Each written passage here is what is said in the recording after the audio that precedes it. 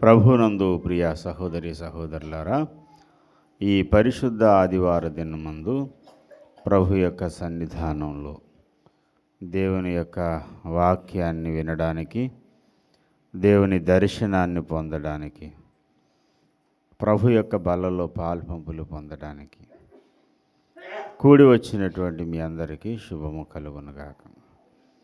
దేవుని యొక్క పరిశుద్ధ వాక్య భాగంలో నుండి యోహాను సువార్త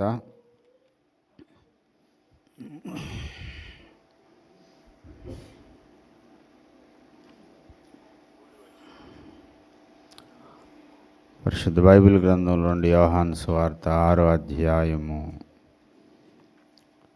57వ వచనం. జీవము గల తండ్రి నన్ను పంపెను గనుక నేను తండ్రి మూలముగా జీవించునట్టే నన్ను తినువాడు నా మూలముగా జీవించును.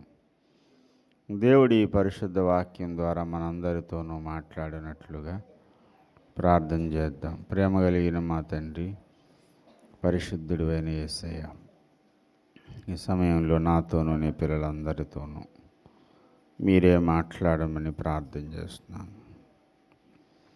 మీ స్వరమును వినిపించండి. మీ కొరకు మమ్మలను నాయనా తండ్రి సిద్ధపరచండి. ఎవరు కూడా అయోగ్యంగా కాకుండా యోగ్యమైన రీతిలో నీ యొక్క శరీర రక్తంలో పాల్పంపులు పొందడానికి మీరే మాకు సహాయం చేయమని యేసు పుణ్యనామమున వేడుకుంటున్నాం పరమ తండ్రి, ఆమేన్. ప్రభునందు ప్రియమైన దేవుని బిడ్డలారా, ఈ భూలోకంలో మానవ సమాజంలో ఒక మంచి ఉన్నతమైన చదువు చదవడమైనా, ఉన్నతమైనటువంటి స్థితిలో జీవించడమైనా అది సాధ్యపడుతుందేమో కానీ, అంటే అందరికీ సాధ్యమని నేను అనడం లేదు. కాస్తంత కృషి పట్టుదల ఉంటే ఒక మంచి పొజిషన్లోకి రావచ్చు.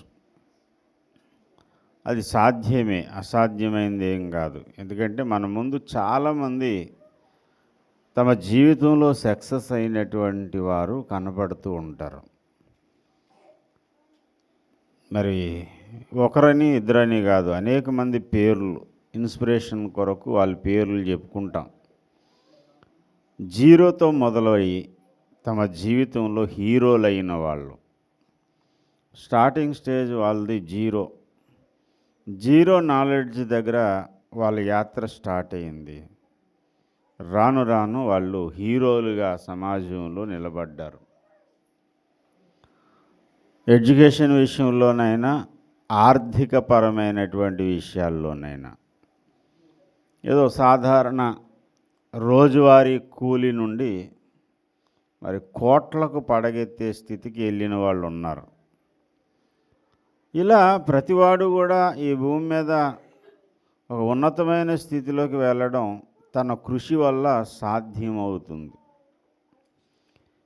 ఎంత కృషి చేసినా తన స్వయం కృషి ద్వారా ఒక వ్యక్తి దేవుని యొక్క వ్యక్తిత్వము, దేవుని యొక్క మనస్సు కలిగి జీవించడం అనేది సాధ్యం కాదు. కష్టపడితే డాక్టర్ అవ్వచ్చు, కష్టపడితే లాయర్ అవ్వచ్చు, కష్టపడి చదివితే మంచి వ్యాపారవేత్త అవ్వచ్చు. చదువు అబ్బలేని వాళ్ళు కొంతమంది మరి వేరే ఫీల్డ్లో, వేరే ప్రొఫెషన్లో వాళ్ళు రాణిస్తారు. ఓన్లీ మ్యాథ్స్ రాలేదు కాబట్టి నా జీవితం వేస్ట్, మార్కులు రాలేదు కాబట్టి నేను చచ్చిపోతాను అనుకోవడం అంతకంటే బుద్ధిహీనత ఇంకేం ఉండదు. పోటీ పడి చదవాలి.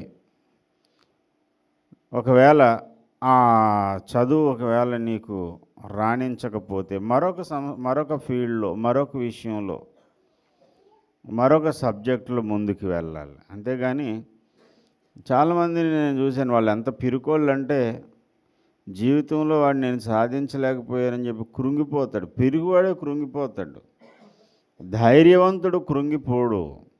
ధైర్యవంతుడు ఏం చేస్తాడంటే ఇది కాకపోతే మరొకటి, మరొకటి కాకపోతే మరొకటి అంటూ ముందుకు సాగిపోతాడు, వాడే సక్సెస్ అవ్వగలుగుతాడు. కొంతమంది వాళ్ళ జీవితంలో వాళ్ళు సక్సెస్ అవ్వకపోవడానికి గల మూల కారణం ఏంటంటే వాళ్ళ భయమే వాళ్ళని అలా చేసేస్తుంది. చదువు విషయంలో భయం, భవిష్యత్తు విషయంలో భయం మనిషిని ఇంకా కృంగదీసి ఆఖరికి వాడిని చావుకు తీసుకెళ్తుంది.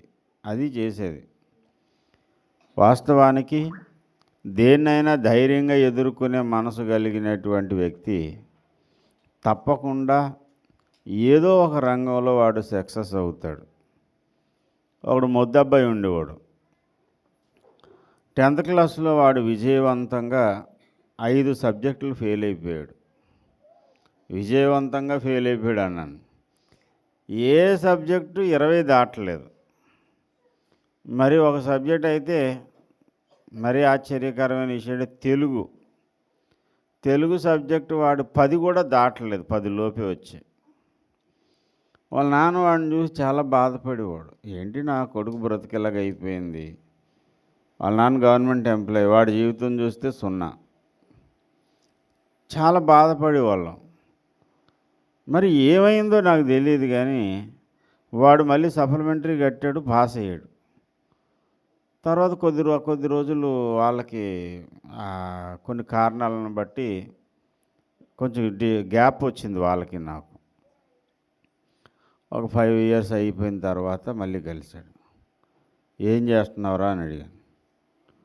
అన్నయ్య నేను సాఫ్ట్వేర్ ఉద్యోగం చేస్తున్నాను. సాఫ్ట్వేరా? ఏం సాఫ్ట్వేర్ రా? ఆ సాఫ్ట్వేర్ స్పెల్లింగ్ రాయడమే వాడికి రాదు. ఏమైందో తెలియదు. ఒక 5-6 సంవత్సరాల తర్వాత ఎప్పుడో కలిశాడు. కలిసిన తర్వాత బెంగళూరులో జాబ్ చేస్తున్నాను, నా శాలరీ ఎంత అని చెప్పేసరికి నేను కంగు తిన్నాను అసలు. ఎందుకంటే వాడు చిన్నప్పటి నుంచి నాకు తెలుసు వాడు ఎంత మొద్దబ్బాయో. ఈ మొద్దబ్బాయి సాఫ్ట్వేర్లోకి ఎలా వెళ్ళగలిగాడు? 10th తన్నేసింది, ఎంత దిగ్విజయంగా ఫెయిల్ అయిపోయినాడు. అదే చెప్తున్నాను. ఒకడు ఫెయిల్ అయిపోయాడు అనగానే వాడిని హేళన చేయకూడదు. వాడి కసిగాని పెరిగిందనుకోండి, వాడు ఎలా పాస్ అవుతాడో, ఎలా ముందుకెళ్తాడో అది చూసేవాళ్ళకి కూడా ఆశ్చర్యమే. ఇంకో కుర్రోడు ఉండేవాడు నా సండే స్కూల్కి, నేను సండే స్కూల్ చెప్తున్నాడు, వచ్చేవాడు నా దగ్గరికి. ప్రతి వారం నా చేతిలో తన్నులు తినేవాడు, ప్రతి వారం కొట్టేవాడిని. ఎందుకంటే వాక్యం అప్పచెప్పేవాడు కాదు, ఏ రోజు వాడు వాక్యం అప్పచెప్పేవాడు కాదు. ఇంకా 8th క్లాస్ వరకు వచ్చింది, ఇంకా నేను చదవనని చెప్పి మొండికేసాడు. ఎందుకనంటే ఏం ఎక్కట్లేదు వాడికి ఎంత చెప్పినా, ఏ పాఠాలు చెప్పినా వాడికి ఏం ఎక్కట్లేదు. వాళ్ళమ్మ చాలా బాధపడేది, ఏమైపోతాడో నా కొడుకు, చదువు రావడం లేదు అని. సరే వాడు మెకానిక్ ఫీల్డ్లోకి వెళ్ళాడు, మంచి మెకానిక్ అయిపోయాడు వాడు. అందుకే చెప్తున్నాను, ఒక ఫీల్డ్లో, ఒక చదువులో సక్సెస్ అవ్వలేని వాడు వ్యాపారంలో సక్సెస్ అయిన వాళ్ళు ఉన్నారు. మరొక రంగంలో సక్సెస్. కృషి అనేది మనిషిని ఒక ఋషిగా మార్చేస్తుందట.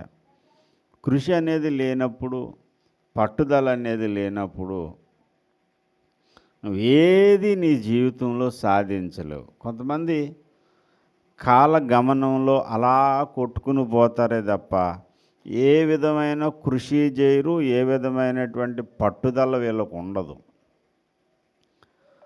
అంతే. ఏంటంటే పుట్టాం కాబట్టి బ్రతకాలి, బ్రతుకుతున్నాం కాబట్టి తినాలి కాబట్టి పని చేయాలి కాబట్టి శక్తి ఉండాలి కాబట్టి తినాలి. రీసైకిల్ అనమాట. అంతే, ఇంకక్కడే నడుస్తుంది బండి. అందుకే తప్ప నేను బాగుపడాలి, ప్రయోజనకరమైన దాని మీద దృష్టి పెట్టాలి, నేనేదో ఒకటి సాధించాలి అనేటువంటి కృషి ఒక మనిషిని ఉన్నతమైన స్థితికి తీసుకెళ్తుంది. కృషి అనేది ఉంటే, సాధించాలని పట్టుదల ఉంటే ఈ భూమి మీద ఏదో ఒకటి నువ్వు తప్పకుండా సాధించగలుగుతావు. నీ స్వశక్తితో, నీ స్వయం కృషితో ఎంత ప్రయత్నపడినా ఈ పాప భూయిష్టమైన ఈ లోకంలో, సాతాను అధికారంలో, సాతాను పరిపాలనలో ఉన్న ఈ లోకం సాతాను యొక్క అధికారంలోనూ, సాతాను యొక్క పరిపాలనలో ఉంది అని మరలా నేను స్పెషల్గా చెప్పవసరం లేదు. ప్రభువే అన్నాడు, ఇదిగో ఈ లోకాధికారి వచ్చుచున్నాడు. సైతాన్ గాడికి యేసయ్య పెట్టిన పేరు ఈ లోకానికి వాడి అధికారట. ఈ అధికారం వాడికి ఎలా వచ్చింది అంటే దొంగతనం చేస్తూ వచ్చింది. దేవుడు ఈ లోకానికి అధికారిగా, ఈ లోకానికి రాజుగా ఆదాముని దేవుడు నియమించాడు. ఆదాము దగ్గర నుండి ఆ అధికార పత్రాన్ని వీడు దొంగిలించాడు. కాబట్టి దొడ్డిదారిలో దొంగోట్లతో ఎన్నికైనటువంటి నాయకులు ఈ రోజుల్లో మనకు కనపడుతున్నారు. వీళ్ళందరికీ తండ్రి ఎవడంటే సైతాన్ గడు అన్నమాట. దొంగోట్లతో వచ్చాడు. ఓట్లు ఏమంటే రిగ్గింగ్ చేసి నాయకుడు ప్రజల్లో నుండి పుట్టాలట. కానీ ఈవీఎం ఏమంటారు, ఈవీఎం ప్యానల్స్ ఈవీఎం మిషన్లోంచి పుడుతున్నారట ఈ మధ్యకాలంలో. నాయకుడు ప్రజాప్రతినిధి ఎక్కడి నుంచి పుట్టుకు రావాలంటే ప్రజల్లోంచి పుట్టుకు రావాలి. ప్రజలు ఎన్నిక చేయాలి. ప్రజలు అతని యొక్క భావజాలాన్ని, అతని ఎజెండాను, అతని జెండాను గౌరవించి ముద్ర వేస్తే నాయకుడు అవుతాడు. దేవుడు నియమిస్తే ఆదాము నాయకుడు అయ్యాడు. ఈ భూమిని ఏలు, దీన్ని పరిపాలన చేయి అంటే వాడిని ఆదాము గారిని జాగ్రత్తగా బురుడి కొట్టించి సైతాన్ గాడు మొత్తానికి ఆదాము హవ్వలను మోసగించి, ముందు మోసపోయింది అయితే హవ్వమ్మ మోసపోయింది, ఆదాము వంతుపాడాడు, ఆఖరికి అధికారం చేజారిపోయింది. దొంగోట్లతో ఎన్నికైన నాయకుడు లూసిఫర్. ఈ రోజుల్లో దొంగోట్లతో ఎన్నికవ్వాలనుకున్న వాళ్ళందరూ కూడా లూసిఫర్ శిష్యులే. అందుకే వాళ్ళు రిగ్గింగ్లు చేస్తారు, దొంగోట్లు వేయిస్తారు. మొన్న ఎక్కడో పోలింగ్ బూత్లో చచ్చిపోయిన వాళ్ళు కూడా వచ్చి ఓట్లు వేసారంట. చూసారు ఎంత గొప్ప విషయం. బతుకున్న వాళ్ళు ఓట్లు వేస్తే అది వేరే విషయం, చచ్చిపోయిన వాళ్ళు కూడా వచ్చి ఓట్లు వేసారు. ఓట్లు వేసిన వాళ్ళకంటే లెక్కించినప్పుడు ఎక్కువ ఓట్లు ఉన్నాయంట. పోస్టల్ బ్యాలెట్లు అన్నీ పోగా ఇన్ని ఓట్లు పోలింగ్ అయ్యాయి అని లెక్కలు చెప్పారు. తీరా కౌంటింగ్ రోజు లెక్క పెడితే ఇంకా ఎక్కువ ఓట్లు వచ్చాయి. ఎలా వచ్చాయంటే ఈ సైతాన్ గడి బ్యాచ్ అన్నమాట. దొంగ ఓట్లు వేసుకుని నెగ్గిన వాళ్ళందరూ కూడా ఆ దొంగ శిష్యులే. ఏ దొంగ? సైతాన్ గడి శిష్యులే. మరి ఏ పార్టీ వాళ్ళు అని అనకండి, నేను చెప్పను, ఏ పార్టీ అన్నా కావచ్చు. ఎవడైతే దొంగ ఓట్లతో నెగ్గాలనుకున్నాడో వాడందరూ కూడా దొంగలే. వాళ్ళందరూ సైతాన్ బ్యాచే. లూసిఫర్ అలాగే దొడ్డిదారిలో వచ్చి అధికారి అయిపోయాడు. ఈ లోకాధికారి ఈ లోకాన్ని అడవిగా చేయడం, ఈ లోకాన్ని భ్రష్టు పట్టించడం, ఈ లోకంలో మనుషుల యొక్క మాన ప్రాణాలతో వాడు ఆడుకోవడం వాడికి ఆనవాయితీ అయిపోయింది. ఇప్పుడు సమాజం ఎందుకంటే ఇంతలా చెడిపోతుంది అని అంటే టీవీలు వల్ల అండి అన్నారు. టీవీలు అయిపోయినాయి. ఇప్పుడు టీవీలు ఎవడు చూస్తున్నాడు? మొబైల్ ఫోన్స్ ఇంకా చెడగొట్టేయండి అంటున్నారు. నిజమే, కాదని నేను అనను. సొదమ గొమ్మెరలో ఏ మొబైల్ ఫోన్ ఉంది? సొదమ గొమ్మెర అనేటువంటి ప్రాంతంలో మొబైల్ ఫోన్ ఉందా? ఈరోజు ఒకడు భక్తిగా నీతిగా నడవాలంటే బైబిల్ గ్రంథాన్ని చదువుకోవాలి. మరి సొదమ గొమ్మెర ప్రాంతంలో లోతు ఉన్నాడు, అతడు నీతిమంతుడిగా ఉన్నాడు. అతడికి బైబిల్ ఉందా? సొదమకు బైబిల్ లేదు అనే ఒక పుస్తకం రాశాడు ఒక భక్తుడు. బైబిల్ లేనటువంటి కాలంలో లోతు నీతిమంతుడిగా ఉన్నాడు. మొబైల్స్ ఫోన్ లేని కాలంలో ఇప్పుడు కంటే ఎక్కువ డబల్ చెడిపోయారు. అప్పటికి ఇప్పటికీ ఒకడు నీతిమంతుడిగా ఉండడానికై దేవుడు కారణం, ఒకడు చెడిపోవడానికి కారణం మొబైల్స్. ఈ విధమైన టెక్నాలజీ చెడగొడుతుందనేది నిజమే, కాదని నేను అన్న. కానీ అవన్నీ సైతాన్ చేతుల్లో ఆయుధం. అవి లేకపోయినా మనుషులను చెడగొడతాడు వాడు మనుషులను చెడగొట్టడానికి ఏదో ఒక దృశ్యాన్ని మొబైల్ ఫోన్స్లో చూపెట్టి చెడగొడుతున్నాడు ఇప్పుడు. మరి అప్పుడు ఎలా చెడగొట్టాడంటే లైవ్లో చెడగొట్టాడు, లైవ్లో చూపించి.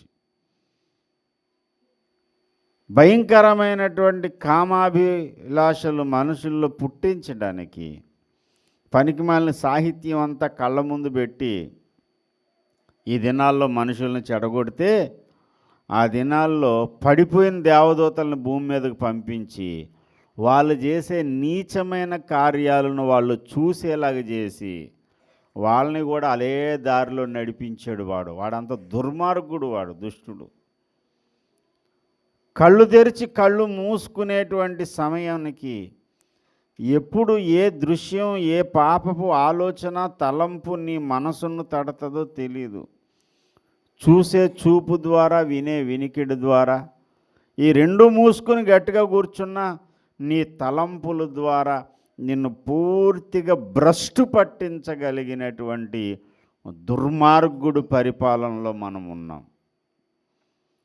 మనం కాదనుకుని ఎంత వద్దనుకున్నా సరే వరుసగా బాంబులు కురిసే చోట ఉన్నాం అనుకోండి, ఎప్పుడొచ్చి ఏ బాంబు మీదన పడుతుందో తెలీదు. అలాగనే ఈ భూమి అంతా దుష్టుని వశంలో ఉంది. చూడుము, దేవుడు చెబుతున్నాడు, చూడు. ఏం చూడాలి? బైబిల్ చూడండి, యెషయా గ్రంథం చూడండి. యెషయా గ్రంథంలో దేవుడు చెబుతున్నాడు, నువ్వు చూడవలసిన అవసరం ఉంది. ఏం చూడాలి? 60వ అధ్యాయం చూడండి, 2వ వచనము. చూడుము, భూమిని ఏమి కమ్ముచున్నది? చీకటి కమ్ముచున్నది. చదవండి. కటిక చీకటి జనములను కమ్ముచున్నది, యెహోవా నీ మీద ఉదయించును. చూడుము, భూమిని చీకటి కమ్మింది. చీకటి ఆలోచనలు, చీకటి వ్యక్తిత్వము, చీకటి మనసు. ఏమాత్రం సభ్య సమాజం హర్షించలేని స్థితిలో నీచాతి నీచమైనటువంటి దుష్టత్వం భూమి మీద జరుగుతుంది. అసలు ఎవడన్నా దాన్ని యాక్సెప్ట్ చేయగలరా? అంత నీచమైన పనులు చేస్తున్నారు. రోజు రోజు వార్తలు ఏంటంటే ఒళ్ళు గొగ్గురుపాటు పడుస్తుంది. ఇంత నీచమైన కార్యం ఏంటండి? ఆస్తి కోసం అన్నదమ్ములను చంపేయడం, ఆస్తి కోసం తల్లిదండ్రులను చంపేయడం, వాళ్ళలో ఉన్న నీచమైన దుర్మార్గమైన వాంఛలు తీర్చుకోవడానికి కన్న బిడ్డలను కూడా విడిచిపెట్టలేని కషాయి తండ్రి, వాళ్ళ అక్రమ సంబంధానికి అడ్డుగా ఉన్నాడని చంటిబిడ్డ గొంతు నులిమి చంపిన తల్లి. ఇలాంటి దుర్మార్గమైన వార్తలు మనం వింటున్నాం. ఎందువల్ల అంటే, చూడు, భూమిని చీకటి కమ్మింది, భూలోకాన్ని చీకటి కమ్మేసింది. కనుక చీకటి కమ్మినటువంటి ఈ భూలోకం ఇంత నీచంగా తయారైంది. ఏ వ్యక్తి కూడా తన స్వశక్తితో తన మనస్సును నిర్మలమైందిగా, నీతిగా కాపాడుకోవడం అనేది సాధ్యము కాని ప్రదేశంలో ఉన్నాం మనం. గాలి కలుషితమైపోయినట్టు ఈ లోకం అంతా కలుషితమైపోయింది. ఎవరెవరినో సరదాగా ఆట పట్టించడానికి ఒకరి కోసం మాట్లాడుతుంటాం. తపస్సు చేస్తున్నాడంట, రంభ ఊర్వశి మేనక రాగానే తపస్సులు వదిలేసి వెళ్ళిపోయాడంట అని చెప్తున్నాం. మరి మన పరిస్థితి ఏంటి? ఆదివారం నాడు దేవుని వాక్యాన్ని వింటున్నాం, బైబిల్ చేతుల్లో ఉంది, కానీ ఏదో ఒక విషయం, సందర్భం రాగానే మనసు దేవుని మీద కాక పాపం మీదకి, అసహ్యకరమైన విషయాల మీదకి వెళ్ళిపోతుంది. పురాణ పురుషులేనా లేకపోతే పురాణ కథలేనా అంటే వాళ్ళ కథలు కాదు, మన కథలు కూడా అలాగే ఉన్నాయి. మరి ఏంటి సార్ దీనికి పరిష్కారం? పాపభూయిష్టమైన ఈ లోకంలో పవిత్ర జీవితం ఎలా సాధ్యపడుతుంది?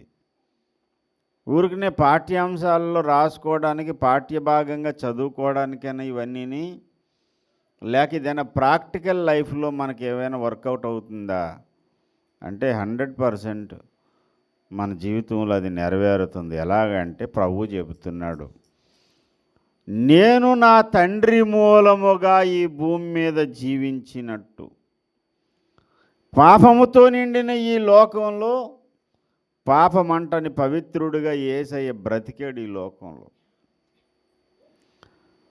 ఆయన మీద తీర్పు తీర్చి శిక్ష విధించవలసినటువంటి న్యాయాధిపతి అయిన పిలాతు అంటాడు, పిలాతు చెప్పిన సాక్ష్యము, ఇతని యందు నాకు ఏ దోషమును కనబడలేదు.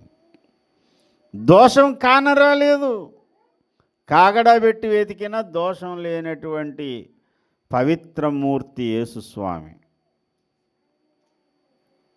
ఆయన చర్యలలో కానీ మాటల్లో కానీ ఎక్కడ ఏ దోషము కానరాలేదు, ఏ పాపము కానరాలేదు. పాపము లేని పవిత్రుడు ఆయన. తండ్రి అయిన దేవుడు అన్నాడు, ఇదిగో ఈయన నా ప్రియ కుమారుడు, ఈయన యందు నేను ఆనందిస్తూ ఉన్నాను. తండ్రి అయిన దేవుడు యేసయ్యను బట్టి ఆనందించడానికి ఆనంద హేతువు ఏంటయ్యా అంటే, తండ్రి అయిన దేవుని మనస్సుకు తగిన పరిశుద్ధత ఆయనలో ఉంది. ఎలా ఉండగలిగింది అంటే ఆయన దేవుడు కాబట్టి అండి. అంటే దేవుడిగా ఈ భూమి మీదకి రాలేదు ఆయన. రిక్తునిగా, దీనునిగా, దాసుని స్వరూపం ధరించిన వాడిగా భూమి మీదకి వచ్చాడు. అన్నీ విడిచిపెట్టి భూమి మీదకి వచ్చిన యేసయ్య తండ్రి అయిన దేవునికి సంతోషం కలిగించేలా బ్రతికాడు అంటే దానికి కారణం అంటాడు, నేను తండ్రి మూలంగానే బ్రతుకుతున్నాను. నేను ఈ ప్రసంగం ప్రారంభంలో అన్నాను, కృషి అనేది ఉంటే నీవు ఒక ఉన్నతమైన ఉద్యోగం సంపాదించుకోగలవు, వ్యాపారం చేయగలవు, ఏదైనా ఒక జీవనోపాధి అనేటువంటిది నువ్వు సంపాదించుకోగలవు నువ్వు ప్రయత్నం చేస్తే. కానీ నీ స్వప్రయత్నంతో ఎంత ప్రయత్నం చేసినా ఏనాటికి తండ్రి అయిన దేవునికి సంతోషం పుట్టించలేవు. పరిశుద్ధ జీవిత సాధన అనేది సాధ్యపడదు. ఇది నా వల్ల కాదు అని నువ్వు చేతులెత్తిన నాడు దేవుడు నీలోనికి వచ్చి నివసిస్తాడు.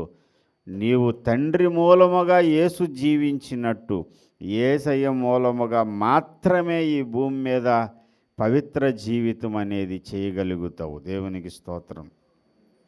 హల్లెలూయా, హల్లెలూయా.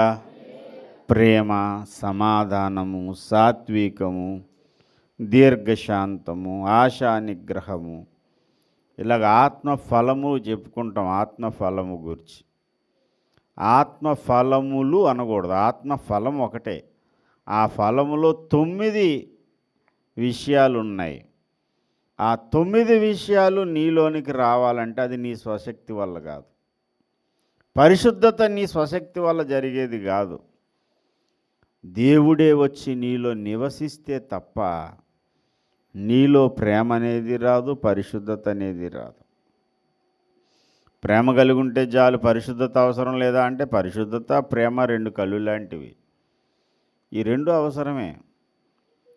ఏవేవి మనకు ప్రయోజనకరమైనవో, ఏవేవి మనకు అవసరమైనవో అవన్నీ మనలో కలిగించేలా చేసేది పరిశుద్ధాత్మ దేవుడు. ఆయనే మనలోకి వచ్చి నివసిస్తే తప్ప మనము దేవునికి అనుకూలమైనటువంటి వ్యక్తులుగా బ్రతకలేము అనే వాస్తవాన్ని మనం అందరం స్పష్టంగా గ్రహించాలి.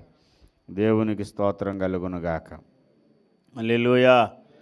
యేసయ్య చెబుతున్నటువంటి ఉపదేశం చూడండి ఇక్కడ, నేను నా తండ్రి మూలముగా జీవించినట్టే నన్ను తినువాడు నా మూలముగా జీవిస్తాడు.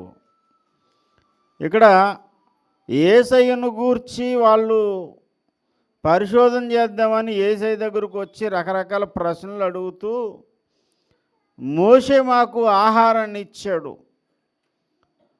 ఆకాశం నుండి మా పితరులకు మన్నాను కురిపించాడు దేవుడు మోషే ద్వారా, నీవు మాకు ఆహారం ఇయ్యి అని అడుగుతుంటే యేసయ్య అన్నాడు 32వ వచనంలో 6వ అధ్యాయము యోహాను సువార్తలో, కాబట్టి యేసు పరలోకం నుండి దిగివచ్చు ఆహారము మోసే మీకు ఇయ్యలేదు, నా తండ్రియే పరలోకం నుండి వచ్చు నిజమైన ఆహారం మీకు అనుగ్రహించి ఉన్నాడు.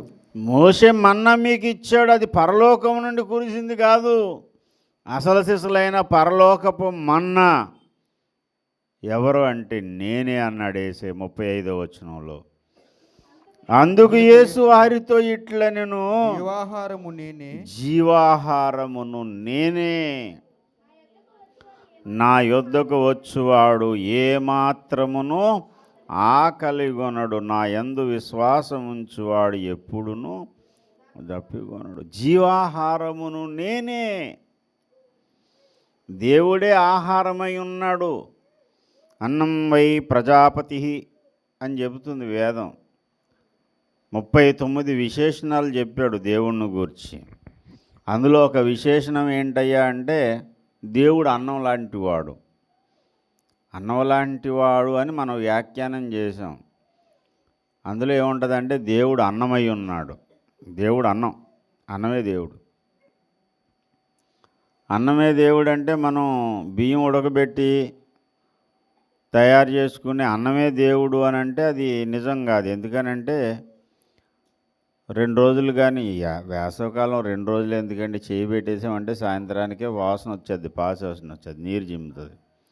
2 రోజులు అలాగే వదిలేసామనుకోండి, అర్జెంటుగా ఊరెళ్ళి వారం రోజులు వదిలేసి తిరిగి వచ్చామనుకోండి, దుర్వాసన. ఏ అన్నం అయితే మనల్ని బ్రతికించేదో, ఏ అన్నం లేకపోతే మనం బ్రతకలేమో, ఏ అన్నం కోసం రాత్రి పగలు కష్టాలు పడుతున్నామో, ఆ అన్నం ఒక వారం రోజులు వదిలేస్తే ఏమవుతుంది? పాసిపోయి మురుగోసన వస్తుంది, కంపు భరించలేము. అంటే అన్నమే దేవుడు అంటే దేవుడు పాసిపోతాడా? దేవుడు దుర్వాసన కొడతాడా? వండుకున్న అన్నం దేవుడని కాదు. దేవుడు చెప్తున్నాడు, నేనే జీవాహారం. నువ్వు బ్రతకడానికి ఆహారం ఎంత ముఖ్యమో, నువ్వు దేవుని యందు జీవము కలిగి ఉండడానికి కూడా పరలోకము నుండి దిగి వచ్చిన నిజమైన మన్నా, అసలైనటువంటి ఆహారము యేసయ్య మాత్రమే. దేవునికి స్తోత్రం. జీవాహారమును నేనే. అన్నం వై ప్రజాపతి అన్నటువంటి ఆ ప్రజాపతి నజరేయుడు మరియ కుమారుడైన యేసు మాత్రమే. నువ్వు అవునన్నా కాదన్నా, నువ్వు ఒప్పుకోవచ్చు, ఒప్పుకోకపోవచ్చు. నేనే జీవాహారమును అన్నటువంటి పురుషుడు కానీ, పురాణ పురుషుడు కానీ, ఇతిహాసాలలో కానీ, పుణ్యపురుషుల్లో కానీ ఎవడో కనపడ్డు. 39 విశేషణాలు కలిగినటువంటి ఏకైక వ్యక్తి యేసునాథుడు మాత్రమే. దేవునికి స్తోత్రం కలుగునుగా. ఒప్పుకుంటే ఒప్పుకోవచ్చు, ఒప్పుకోకపోతే ఎట్లో దోకొచ్చు, అది నీకు ఫ్రీడమ్ ఉంది. కానీ నా ఫ్రీడమ్ ఏంటంటే విషయం చెప్పడం నాకున్న ఫ్రీడమ్. కాన్స్టిట్యూషన్ ఇచ్చినటువంటి ఫ్రీడమ్ ప్రకారం చెప్తున్నాను. స్వాతంత్రం నాకు ఉంది కనుక. వేదములలో అన్నమే దేవుడు అని చెప్పబడితే పరిశుద్ధ బైబిల్ గ్రంథంలో నేనే జీవాహారం అని చెబుతున్నాడు యేసయ్య. అలాగూ చెప్పినటువంటి వ్యక్తి ఇంకొకడు ఎవరు లేరు గనుక ఆ ప్రజాపతి యేసునాథుడు మాత్రమే. ప్రజాపతి అయిన యేసయ్య చెబుతున్నాడు, ప్రజలను పుట్టించి పాలించేవాడు. పాపపు ఇష్టమైన ఈ లోకంలో మీరు పవిత్రంగా జీవించాలంటే నా వల్ల మాత్రమే. ఆయనను ఆహారముగా స్వీకరించాలి. ఆయనను ఆహారముగా స్వీకరించినప్పుడే నువ్వేం చేయగలుగుతావంటే పవిత్ర జీవితం అనేది జీవించగలుగుతావు, దేవునితో సంభాషించగలుగుతావు, దేవుని కొరకు ఒక వెలుగుగా నీవు ఉంటావు. 60వ అధ్యాయం యెషయా గ్రంథంలో చూడు భూలోకాన్ని చీకటి గమ్మింది అని చెప్పినటువంటి అదే వచనంలో నీకు వెలుగు వచ్చి ఉన్నది అంటాడు. 61. నీకు వెలుగు వచ్చి ఉన్నది, లెమ్ము తేజరిల్లుము, యెహోవా మహిమ నీ మీద ఉదయించెను. లెమ్ము తేజరిల్లు, ఎందుకంటే నీకు వెలుగు వచ్చింది. ఎలా వెలుగు వచ్చిందంటే యెహోవా మహిమ నీ మీద ప్రకాశించను. దేవుని మహిమ నీ మీద ప్రకాశించింది కనుక నువ్వు తేజరెల్లుతావు, నువ్వు ప్రకాశించగలుగుతావు. దేవుని ప్రకాశము వలననే నీవు ప్రకాశించగలుగుతావు. అందుకనే సంఘమును దేవుడు చంద్రబింబంతో పోల్చాడు. చంద్రుడు స్వయం ప్రకాశ్ కాదు. చంద్రునికున్న ప్రకాశం ఏంటంటే సూర్యుని యొక్క కాంతి చంద్రుడి మీద పడడం ద్వారా చంద్రుడు ప్రతిబింబిస్తాడు. ప్రతిబింబం అన్నమాట. ఒక రిఫ్లెక్ట్గా పడినటువంటి ఆ సూర్యకాంతి మనకు మరలా రిఫ్లెక్ట్ అవుతుంది. ఆ సూర్యకాంతి పడకపోతే చంద్రుడు ఒక చీకటి గోళమే, ఏం ఉండదు, అక్కడ వెలుగు ఉండదు. అలాగే యేసయ్య మన మీద ప్రకాశించడం వలన మాత్రమే మనం ఈ లోకంలో ప్రకాశించగలుగుతాం. యేసయ్య మూలముగా మాత్రమే. నేను చాలా జాగ్రత్తగా మాట్లాడుతున్నాను. స్వయం కృషి వల్ల ఎవడు పవిత్రుడు కాలేడు అన్నాను, అంతేగాని ఎవడో ఈ భూమి మీద పరిశుద్ధుడు కాడు అని నేను అనలేదు. నీ స్వయం కృషి వల్ల నువ్వు డబ్బులు సంపాదించవచ్చు, ఉద్యోగం సంపాదించవచ్చు, సమాజంలో మంచి పేరు సంపాదించవచ్చు. స్వయం కృషి అదేమీ లేక కుయుక్తుందనుకోండి. కుయుక్తి పరులు కొంతమంది డబ్బులు సంపాదించే వాళ్ళు ఉంటారు. కష్టపడి లాయర్ చదివి, లా చదివి, డాక్టర్ చదివి అన్ని ఇబ్బందులు ఎందుకు సార్? సింపుల్గా జనాలను బురిడి కొట్టించి మన దేశంలో చాలా ఈజీగా డబ్బులు సంపాదించే పని ఏంటంటే అవతార పురుషుల కింద అవతారం ఎత్తడమే. అంటే 4 సొల్లు మాటలు చెప్పి ఏదో ఒక రకమైన రంగుడు బట్టలు వేసుకుని లేకపోతే బట్టలు మొత్తం ఇప్పేసో. కొంతమంది బట్టలు వేసుకుని బాబాలు అవుతారు, బట్టలు లేకుండా బాబాలు అవుతారు. లేకపోతే ఇది అది కాకుండా వచ్చిన వాళ్ళందరినీ చీపురు గట్టుతో సితగొట్టో. ఆడెవడో తుప్పుకు బాబా అంట. వచ్చిన వాళ్ళందరూ ఓత్తా ఉంటాడు అందరి మీద. తుప్పుకు బాబా. ఆడు తుప్పు అని ఓత్తుంటే ఊహించుకోవడానికి వస్తారు. వాడెవడు మరీ స్పెషల్గా ఏంటంటే వచ్చిన వాళ్ళందరినీ తలకే వంగబెట్టి ఈ మీద పటపట గుద్దెత్తాడు.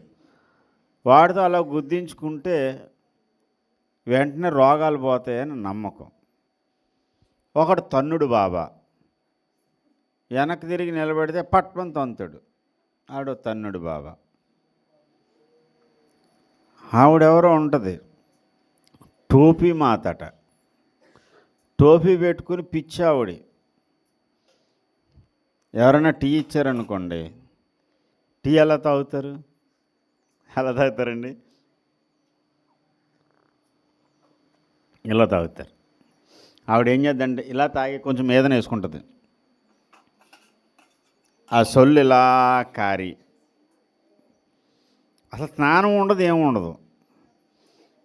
పుట్టిన కాడి నుంచి ఆవిడ మెంటలు వచ్చి మెంటలతో తిరుగుతుంది పాపం. ఆవిడ మొత్తం ఇలా కార్చుకుంటుంది సొంగలో. ఇప్పుడు నేను తాగి పక్కన పెట్టాను కదా, డిస్పోజల్ గ్లాస్తో టీ ఇస్తే కొంచెం మీదన వేసుకుని అక్కడ ఉన్న కొంచెం టీ ఆ సొల్లు గార్చిన టీ ఇసిరేద్ది. అలాగా ఇసురుగానే ఈ భక్తులు వెళ్ళి ఏం చేస్తారంటే టక్కన పట్టుకుని ఆ కప్పులో ఉన్నదాన్ని చేతిలో వేసుకుని తీర్థం కింద తాగుతారు. చూడలేదా మీరు? ఒకసారి చిన్న ఆ పని చేయను, ఆయన ఇవన్నీ కలిపి ఒక వీడియో తయారు చేయి. నేను చెప్పేది అబద్ధం నిజమో మీకే తెలుస్తుంది. మొత్తం అంతా ఒక వీడియో. ఇప్పుడు చూసిన వాళ్ళు చేయొద్దండి. ఆ టోపీ మాత్రం చూసిన వాళ్ళు చాలామంది చూడలేదు. చూడాలి. అలాంటి చీపురు కట్టించుకుని ఒకడు కొట్టెత్తే వాడు ఒక బాబా, తుపుకు ఊసెత్తే ఆడొక బాబా. అంటే బ్రతకడానికి ఏదో ఒకటి వేయొచ్చు ఎత్తు. క్రైస్తవ బాబాలు కూడా తయారయ్యారు. క్రైస్తవ బాబా, నేను ఒక మతాన్ని గురించి మాట్లాడట్లేదు, సత్యం మాట్లాడుతున్నాను. క్రైస్తవంలో కూడా ఇలాంటి బాబాలు తయారయ్యారు. రకరకాల బురిడి కొట్టించి ప్రజల్ని మాయ చేసి మంత్రాలు చేసి ఇదిగో అదిగో అని చెప్పి. ఒక ఆయన ఉండేవాడు, వెళ్తుంటే 2 బెండకాయలు కనపడ్డాయి. ఒక ఆయన వెళ్ళి అడిగాడంట, అన్న నా కోసం ప్రార్థన చేయండి. 2 పచ్చిమిర్చికాయలు కనపడ్డాయి. 2 పచ్చిమిర్చి కనపడుతుంది తమ్ముడు అన్నాడు. నా దగ్గరకు వచ్చే చెప్పాడు, అన్నయ్య పలానా ఆయన దగ్గరికి వెళ్ళాను, నాకు 2 పచ్చిమిరపకాయలు కనపడుతున్నాయి అన్నాడు. అంటే నువ్వు అదే కదా అమ్ముతున్నావు, అందుకే కనపడి ఉంటుంది అన్నాడు. వీడు కూరగాయల వ్యాపారం చేస్తాడు ఆ తమ్ముడు. పచ్చిమిరపకాయలు కనపడ్డం ఏంటి, ఉల్లిపాయలు కనపడ్డం ఏంటి సార్? దర్శనం వస్తే వివరంగా చెప్పాలి. లేకపోతే ప్రవచనం ఉంటే కరెక్ట్గా చెప్పాలి, లేకపోతే నోరు మూసుకుని ఊరుకోవాలి. 2 మిరపకాయలు కనపడుతున్నాయి, 2 పచ్చిమిరకాయలు కనపడుతున్నాయి, ఎదురుగుండా ఉన్న వాళ్ళ ఇల్లు కనపడుతుంది నాకు, కాబట్టి మీ ఎదురుగుండా ఉన్న ఇల్లు వాళ్ళే మీకు కష్టాలు చేస్తుంది, ఇలాంటి పనికి మన సొల్లు మాటలు చెప్పి డబ్బులు సంపాదించుకోవాలనేటువంటి ఆలోచన. అందుకే చెప్తున్నాను, కష్టపడి ఆలోచన చేసి ప్రయత్నం చేస్తే బాగుపడడానికి అవకాశం ఉంది. లేదంటే బురిడి కొట్టించి ప్రజల్ని మోసం చేసి సంపాదించిన వాళ్ళు ఉన్నారు. కానీ నువ్వు ఎంత ప్రయత్నం చేసినా నీ స్వప్రయత్నంతో ఏనాటికి పవిత్రుడు కాలేవు, పరిశుద్ధుడు కాలేవు, దేవుని సంతోషపరచలేవు. దేవుని సంతోషపరచాలి అంటే, దేవుడు నీ యందు ఆనందించాలి అని అంటే అది నీ స్వప్రయత్నం వల్ల కాదు, దేవుడొచ్చి నీలో నివసించుట వల్ల, దేవుని వెలుగు నీ మీద ప్రకాశించడం వల్ల, జీవాహారమైన యేసయ్యను నీవు తినడం వల్ల. జీవాహారము, దేవుని వాక్యపు ఆహారము తినుట వల్ల నీవు ఈ భూమి మీద జీవము కలిగిన వాడు అవుతావు. దేవునికి స్తోత్రం. హల్లెలూయా. వాక్యమే మనిషిని జీవము కలిగిన వానిగా చేసేది. వాక్యాన్ని సంకలో పెట్టుకుంటే లేదు. దేవుని వాక్యం ఎక్కడ పెట్టుకోవాలి? హృదయములో ఉండాలి. దేవుని వాక్యము హృదయములో ఉన్నప్పుడే ఒక వ్యక్తి దేవునికి ప్రీతికరమైన వ్యక్తిగా మారగలుగుతాడు. అన్నం వండుకొని ఫ్రిడ్జ్లో పెట్టుకుంటే ఆకలి తీరదు. ఆకలి తీరాలంటే ముందు అన్నం తినాలి. అలాగనే దేవుని వాక్యము నీవు నీ హృదయములో భద్రం చేసుకోవాలి. దేవుని వాక్యమును భద్రం చేసుకున్నవాడు నడతను శుద్ధి చేసుకోగలుగుతాడు. 119వ కీర్తన 9వ చరణం.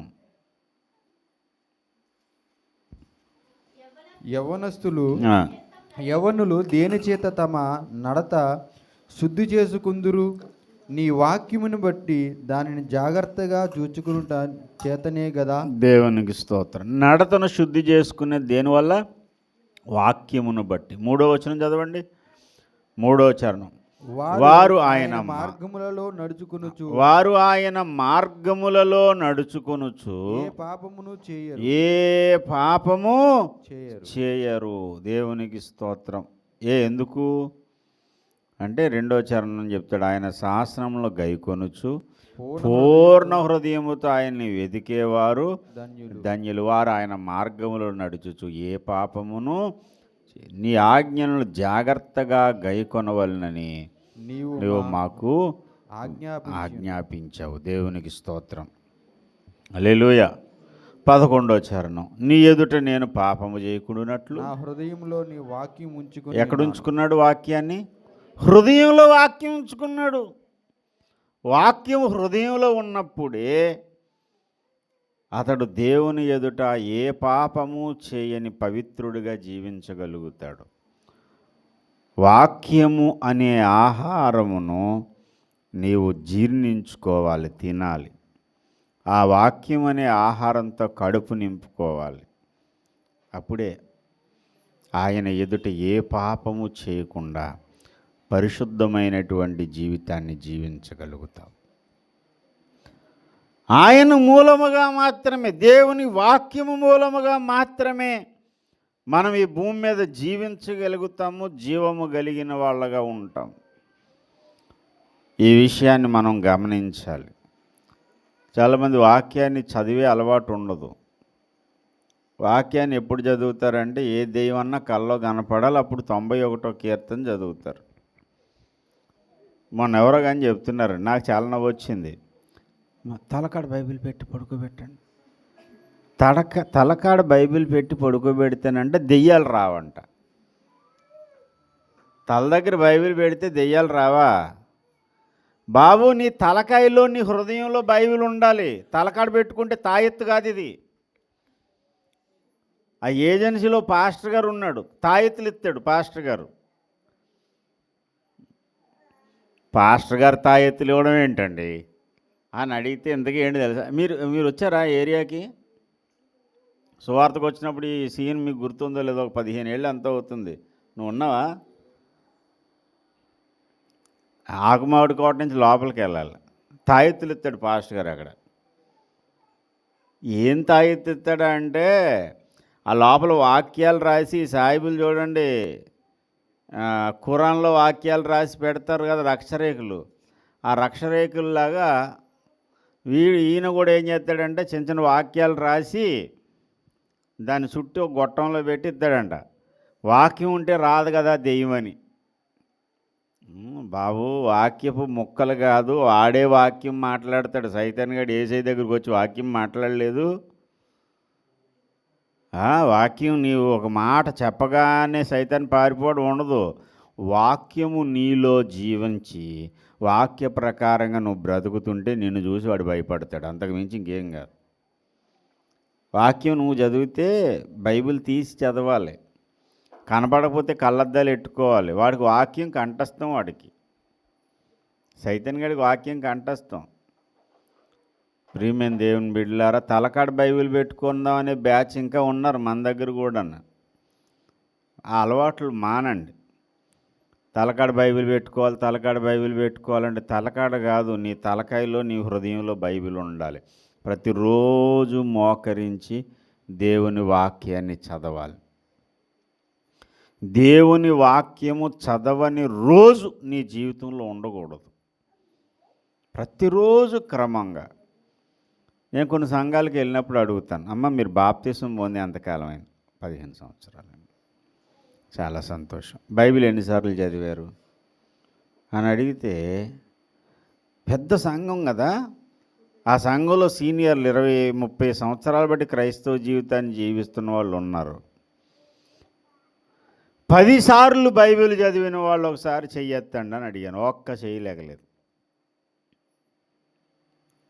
మరి పెద్ద సంఖ్య కదా అని నన్ను నేనే తగ్గించుకుని 5 సార్లు చదివిన వాళ్ళు చెయ్యొత్తండి అంటే ఒక్క చేయలేగలేదు పైకి. ఇంక లాస్ట్కి నేను అడిగాను, ఒకసారైనా బైబిల్ కంప్లీట్ చేసిన వాళ్ళు ఎంతమంది ఉన్నారు అని చెయ్యొత్తమన్నా. ఒకసారి కంప్లీట్ చేసిన వాళ్ళు చెయ్యొత్తమంటే అరకొర ఎక్కడెక్కడో లేచే చేతులు.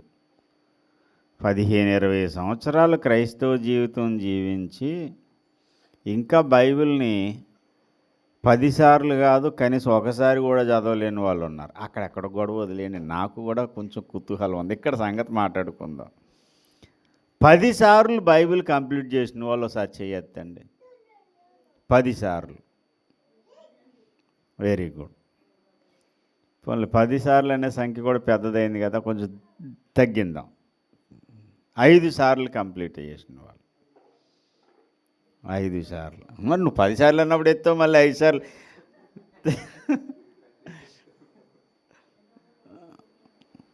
Very good. 3 సార్లు,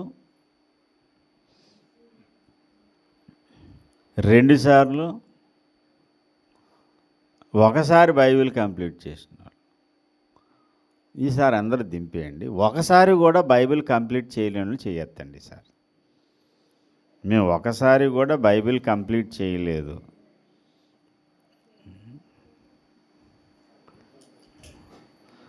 అయ్యో, నేను ఎక్కడ సంగతో మాట్లాడుతాను, ఇక్కడ సంగతి వదిలేసి అండి.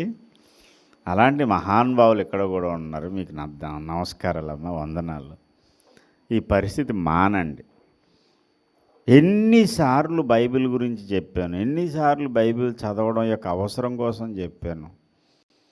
నువ్వు ఈ భూమి మీద దేవుని కొరకు బ్రతకాలంటే బైబిల్ చదవాలి, బైబిల్ వాక్యాన్ని ధ్యానించాలి. చదువు రాదు అని అంటే ఆడియో బైబిల్స్ కూడా తీసుకొచ్చాం. ఒకళ్ళిద్దరికి ఆడియో బైబిల్ అందలేదు. ఎందుకంటే ఒకేసారి అందరూ డబ్బులు ఇస్తే ఆడియో బైబిల్ తెప్పించవచ్చు. నాలో ఉన్న ఈ కుతూహలం పూర్తవ్వాలంటే మీ నుండి నాకు సమాధానం దొరకాలి. అసలు ఎందుకు కంప్లీట్ చేయలేకపోయారు? ఒకసారైనా బైబిల్ నేను కంప్లీట్ చేయాలనే ఆశ లేక, అవకాశం లేక చదవడం రాక, కారణం ఏంటో చెప్తే దానికి ఏదో పరిష్కారం చెప్తాను. ఏ కారణంతో చదవలేదు?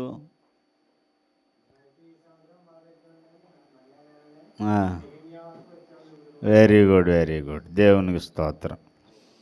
ప్రయత్నం అయితే జరుగుతుంది. నెక్స్ట్ అమ్మా, కారణం చెప్పండి.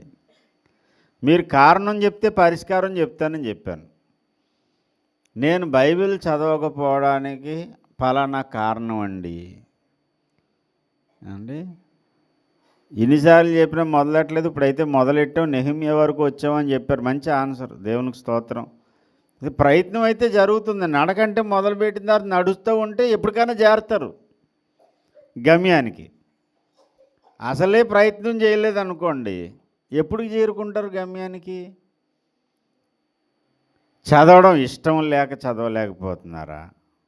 చదువు రాక చదవలేకపోతున్నారా? చదువు రాదనుకోండి, సుగుణం ఉందా?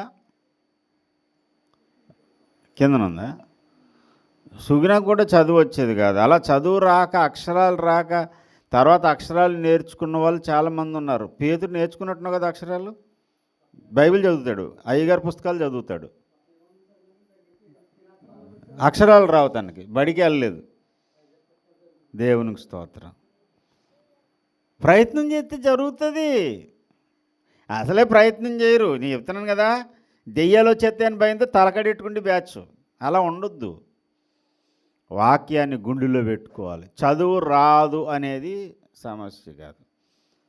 చదువు రాదనుకుంటే అప్పట్లో మరి పాస్టరమ్మ గారు అక్షరాలు నేర్పారు. సుగుణకి, జ్యోతమ్మకు, ఇంకా 2-3 నేర్చుకున్నారు. వాళ్ళు అక్షరాలు నేర్చుకుని చదవడం మొదలుపెట్టారు. చదువు రాదు అనేది కాదు. పోలే ఇప్పుడు నేర్చుకోవడం రాదని అనుకుంటే ఆడియో బైబిల్ పెట్టుకోండి. ఆడియో బైబిల్ పెట్టుకుని వినండి. ఆడియో బైబిల్ కొనడం కష్టం, కనీసం మొబైల్ ఫోన్లో పెట్టుకోండి. అది లేదు సార్, అది లేదు, ఇది లేదంటే ఇంకో పని చేయండి. రోజు 1 గంట సేపు ఇక్కడికి రండి. ఎవరో ఒకరిని చదివే వాళ్ళని పెడతాను నేను. ఎవరో ఒకరిని చదివే వాళ్ళని, చదవగలిగిన వాళ్ళు. అలా వస్తామన్న వాళ్ళు ఒకసారి చేయొద్దండి. రోజుకు 1 గంట లేదా అరగంట సేపు మేము వాక్యం వింటాం. మీ ఇంటికి వచ్చి చదవాలంటే కష్టమే. మీ ఇంటికి వచ్చి చదువుతుంటే నువ్వు కుండలు మండలు పట్టుకుని వాటితో తిరుగుతూ ఉంటావు. నీ చుట్టూ తిరిగితే బైబిల్ చదవాలి. అప్పుడు అలా కూడా పంపించాను పిల్లల్ని.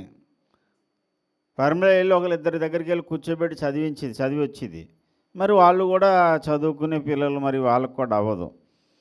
లేదు సార్, 1 అరగంట సేపు ఏదో ఒక టైంలో నేను వచ్చి వాక్యం వింటాను. రోజు సాయంత్రం 4 గంటలకో 5 గంటలకో బైబిల్ని చదివి వినిపించండి అని అంటే దాని ఏర్పాటు నేను చేస్తాను. చదవగలిగిన వాళ్ళని తీసుకురావడమో, లేకపోతే ఒక ఆడియో బైబిల్ ఇక్కడ పెట్టి ఒక మెగాఫోన్ పెట్టి వాక్యం వినిపించడమో ఏదో ఒకటి చేస్తాను. మీరు ఏది చేయకుండా ఉన్నారంటే మాత్రం అది సరైన క్రమం కాదు. చెప్పండి, అసలు ఏంటి ప్రాబ్లం ఏంటి చెప్పండి. ఇంట్రెస్ట్ లేదా? మాకు ఇంట్రెస్ట్ ఏనండి చదవాలని, కానీ చదవలేకపోతున్నాం అన్నవాళ్ళు ఒకసారి చేయొద్దండి. మాకు ఇంట్రెస్ట్ ఉంది చదవడానికి, కానీ మేము చదవలేకపోతున్నాం అన్నవాళ్ళు. మరి మిగతా వాళ్ళకి ఇంట్రెస్ట్ కూడా లేదా నాకు తెలియక అడుగుతాను. అసలు మేము చదవలేదన్న వాళ్ళు చాలా చేతులు లేచాయి. ఒకసారి కూడా కంప్లీట్ బైబిల్ అసలే మీరు చదవలేదని కాదు. నాకు తెలిసి చాలామంది మొదలు పెడతారు, ఆదికాండం మొదలుపెట్టి ఆనందంగా ముగింతారు. నిర్గమకాండం దగ్గర నీరసం వస్తుంది, లేవ్యాకాండం దగ్గర లెక్కలు లేకుండా అయిపోతాయి, సంఖ్యాకాండం దగ్గర సతకలు పడతారు. ఇంక అయిపోయింది. ఇంకా సంఖ్యాకాండం లేవ్యాకాండం దగ్గరకు వచ్చేసరికి ఇంకంతే, ఇంక అయిపోయింది. ఇంకా నోరు తిరక్క, అవి ఏమో అర్థం కాక, ఇలాంటి బలహీన స్థితిలో ఉన్న వాళ్ళను బలపరచడానికి, ఎద్దేవా చేయడానికి కాదు నేను చెప్పేది. ఎద్దేవా చేసి బాధ పెట్టి మిమ్మల్ని గాయపరచాలనేది కాదు నా ఇంటెన్షన్. వాక్యం చదివినా అర్థం కాలేని స్థితిలో ఉన్నప్పుడు ఎజ్రా లేచి నిలవబడి వాక్యం చదువుతుంటే వాళ్ళందరూ లేచి నిలవబడి వాక్యాన్ని వినేవారంట. వారికి మరింత అర్థం కావడానికి దాన్ని వివరించి చెప్పేవాడట.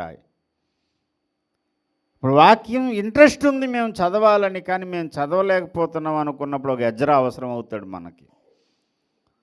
నాకు దేవుని కోసం ఏదైనా చేయాలని కుతూహలం కలిగిన వాళ్ళు కొంతమంది ఉన్నారు, 4 అక్షరాలు చదవగలిగిన వాళ్ళు ఉన్నారు. వాళ్ళకి కూడా పని దొరుకుతుంది. ప్రతిరోజు 1 గంట సేపు వాక్యం చదువు బాబు అమ్మ నువ్వు చదువు అని చెప్తాను. ఒక 5-6 కలిపి, అందరూ చర్చిలోకి రాలేరు దూర భారాన్ని బట్టి, పెద్ద వలసల నుంచి వచ్చిన వాళ్ళు 4 కూర్చోండి, చదవగలిగిన వాళ్ళు ఒకళ్ళు చదవండి. ఇంక వ్యాఖ్యానాలు ప్రవచనాలు ఇంకేం అవసరం లేదు, ఇంక ప్రసంగాలు కాదు, బైబిల్ని నిదానంగా చదవడమే. వీళ్ళు ఏం చేయాలి ఆ సమయంలో? తలగొక్కుంటూ పేలు చూసుకుంటూ కూర్చోకూడదు.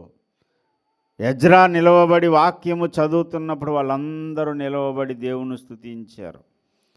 అలాగ బైబిల్ ఒక వ్యక్తి చదువుతున్నప్పుడు మిగిలిన వాళ్ళు బైబిల్ గ్రంథాన్ని తెరిచి చూస్తూ ఉండాలి. భయంతో భక్తితో వాక్యాన్ని జాగ్రత్తగా ధ్యానం రోజుకి కనీసం ఒక 2 అధ్యాయాలు చదవండి, మిగతా వాళ్ళు వింటారు. అలా చేస్తారా? అలా కూడా చేయరా? ఏదో ఒకటి తేల్చాలి. ఇది ప్రసంగం నేను ఇప్పుడేం ముగించను. నేను ప్రభురాత్రి భోజనం దగ్గరికి వెళ్ళే ముందు మనం సరి చేసుకుని వెళ్ళాలి. తండ్రి మూలముగా యేసయ్య బ్రతికినట్టు యేసయ్య అనే వాక్యము మూలముగానే మనం బ్రతుకుతాం ఈ భూమి మీద. గనుక ఆ వాక్యాన్ని నిర్లక్ష్యం చేస్తే, వాక్యాన్ని ప్రక్కన పెడితే, వాక్యాన్ని అశ్రద్ధ చేస్తే నువ్వు ఎలా జీవించగలుగుతావు? ఒక తీర్మానానికి వస్తే తప్ప నేను వదిలిపెట్టను. ఈరోజు చదవగలిగిన వాళ్ళు మోకరించి మరలా దేవుని సన్నిధిలో వాక్యం చదువుతానని ఒక తీర్మానం చేసుకోండి. చదవలేని వాళ్ళు నేను చదివితే ఎవరైనా నేను వింటాను, ఆ తీర్మానానికన్నా రావాలి. ఉట్టుట్టి తీర్మానాలు కాదు, మెట్లు దిగిపోతే పోయే తీర్మానాలు కూడా కాదు. ఎలాంటి తీర్మానం ఉండాలంటే స్థిరమైన తీర్మానం ఉండాలి. చెప్పండి, ఏం చేస్తారు? ఏ నిర్ణయం చేస్తారో చెప్పండి. ఇప్పుడు మీరు చెప్పకపోతే ప్రసంగం నడవదు. వాక్యం మాకు ఇష్టమే సార్, మేము వింటాం. ఎవరైనా చదివితే మేము వింటాం అన్నవాళ్ళు ఒకసారి మీ యొక్క చెయ్యెత్తి చూపించండి అమ్మా. ఎవరైనా చదివితే 1, 2 అమ్మా. మరి మీ ఇద్దరితో మొదలెట్టారు, ఏం పర్వాలేదు. ఆ ఇద్దరు ఏదో సమయం, మీకు ఏ సమయం వీలవుతుంది? సాయంత్రం 3 గంటలకి, మధ్యాహ్నం 3 గంటల సమయంలో వచ్చి మీరు చర్చిలో కూర్చోండి. ఆ సమయంలో నేను పని కట్టుకుని నాకు అవకాశం ఉంటుంది, నేను చదువుతానన్న వాళ్ళు ఎవరన్నా ఉంటే చెప్పండి. వాళ్ళకి ఎజ్రా బాధ్యత. స్కూల్ మానేసి కూర్చుంటావు నువ్వు ప్రతిరోజు సాయంత్రం 3 గంటలకంట. అమ్మా నువ్వు చదువుతావా? దేవునికి స్తోత్రం. నువ్వు చదవవచ్చు కదా, నువ్వు చదివి వినిపించావు. దేవునికి స్తోత్రం. ఇక్కడ ఎజ్రా పరిచర్య స్టార్ట్ అయ్యింది. దేవునికి స్తోత్రం చెప్పండి ఒకసారి గట్టిగా. చప్పట్లు కూడా దేవుని స్తుతించండి. హల్లెలూయా, హల్లెలూయా. ఇలాంటి టీములు వాక్యాన్ని చదివేవాళ్ళు, వినేవాళ్ళు. అమ్మ మొదటి నుంచి మొదలు పెట్టండి. మత్తయి సువార్త నుంచి మొదలుపెట్టు. మత్తయి నుంచి ప్రకటన వరకు ఒకసారి చదివేయండి. రోజుకి ఎక్కువ వద్దు, నిదానంగా 2 అధ్యాయాలు. 2 అధ్యాయాలు చదివేటప్పుడు నీకు అక్షరాలు వచ్చినా రాకపోయినా అలా చూస్తూ ఉండు. బైబిల్ తీసి ఆ అక్షరాలు అలా చూస్తూ ఉంటే వీళ్ళు చదువుతూ ఉంటాను. కొద్ది రోజులకి మేరీ పని ఉండదు, మీరే చదివేస్తారు. దేవునికి స్తోత్రం. మొన్న లైవ్లో అయ్యగారు చెప్పారు, వినలేదు? అన్నామణి గురించి. సిస్టర్ అన్నామణి గారు ఏలూరు రైల్వే స్టేషన్ దగ్గర ఉంటారు. ఆ సిస్టర్ గారికి అసలు అక్షరం ముఖ్య రాదు. కన్నీరు గార్చి ప్రార్థన చేసిందంట.